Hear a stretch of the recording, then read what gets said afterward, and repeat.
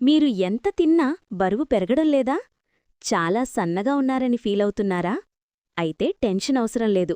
మన తాతల కాలం నాటి సహజమైన సింపుల్ చిట్కాలతో మీరు హెల్దీగా బరువు పెరగచ్చు.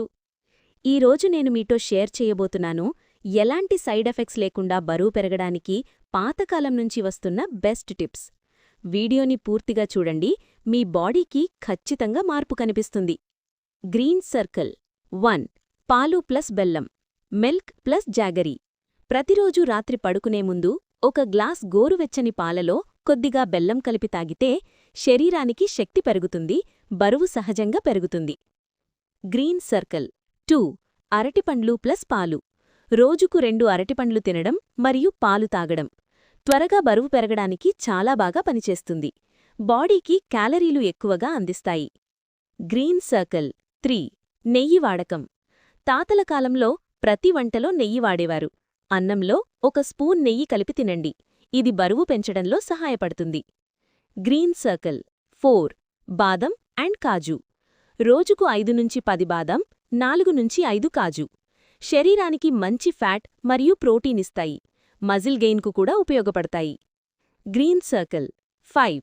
ఉప్పు మీగడ లేదా పెరుగు.